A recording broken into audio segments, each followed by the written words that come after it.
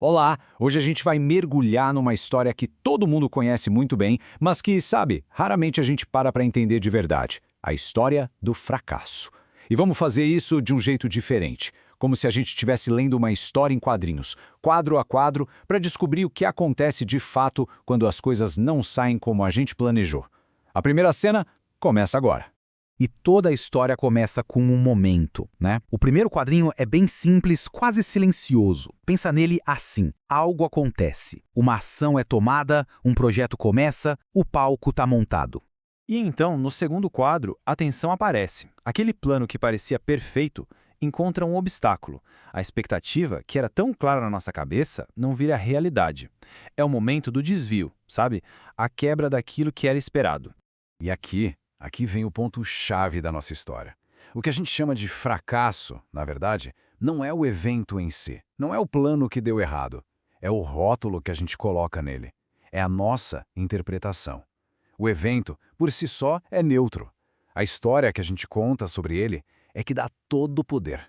Isso nos leva, então, ao nosso primeiro capítulo. A verdadeira ação não está acontecendo lá fora, no mundo real, mas aqui dentro da nossa mente. É aqui que aquele evento se transforma numa narrativa, e numa narrativa bem poderosa.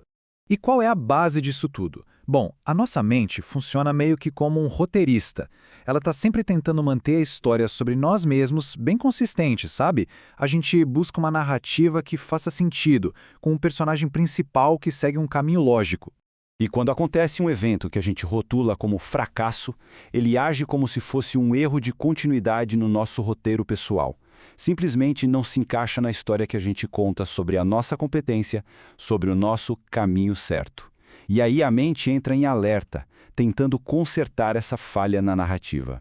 Então, o ponto crucial é este: o impacto não vem do resultado em si, mas do que ele passa a simbolizar dentro da nossa história interna. É o significado que a gente atribui ao evento que realmente reverbera. Agora vamos para o segundo capítulo, e aqui as coisas ficam um pouco mais sérias. O conflito deixa de ser um simples erro no roteiro para se tornar uma ameaça direta ao personagem principal, a nossa própria identidade. E aqui a gente vê claramente como esse conflito escala. De um lado, tem o fato, que é objetivo. Uma tentativa não funcionou. Do outro, a conclusão interna, que vem carregada de emoção e de julgamento. Eu sou incapaz, eu sou inadequado. É um salto, né? Um salto gigantesco de um evento para uma definição sobre quem a gente é. Mas por que esse salto acontece? Geralmente é porque a nossa identidade, o nosso senso de valor, está muito amarrado ao nosso desempenho. Se ser bom no que se faz é uma parte central de quem se acredita ser, então qualquer falha não é só um resultado ruim, é um ataque direto a essa identidade. Mas olha, toda boa história tem um ponto de virada. E esse é o momento em que uma nova perspectiva se torna possível, mudando completamente o rumo da narrativa. O clímax do nosso enredo se resume a esta pergunta. Essa conclusão de "sou incapaz" é um veredito final? É o fim da linha para o personagem? Ou será que existe outra maneira de ler esta cena? E a resposta começa a aparecer. A trama ganha uma ideia nova e muito poderosa. E se o fracasso não for uma definição de quem somos? E se não for um ponto final, mas outra coisa? Aqui está a resolução. O fracasso pode ser reinterpretado. Em vez de um julgamento, ele vira informação. É um dado que aponta para um limite, que sugere um ajuste necessário ou que abre uma nova possibilidade. Ele não diz "você falhou", mas sim "olha, isso aqui não funcionou. Que tal tentar de outra forma?" E é importante dizer, essa mudança de perspectiva não apaga magicamente a frustração, o desconforto. Esses sentimentos são super reais. O que muda não é o que a gente sente na hora, mas a direção que a história toma a partir dali. O processo pode finalmente continuar. E com isso, a gente chega ao nosso capítulo final, a integração. Como é que a gente pega essa nova compreensão e incorpora na nossa história, permitindo que o personagem cresça e o caminho siga em frente? A gente volta lá para a psicologia. O crescimento de verdade não vem de manter uma imagem perfeita de si, mas de entrar em contato com aquelas partes que não se encaixam nesse ideal. É quando a gente abraça as nossas falhas, as nossas imperfeições, que a nossa história se torna mais rica e completa.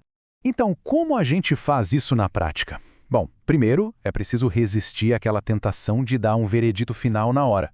Segundo, dar um tempo para a coisa assentar, para o entendimento amadurecer. E terceiro, que é fundamental, lembrar que um único resultado não define o processo inteiro. E essa é a mensagem central da nossa história em quadrinhos.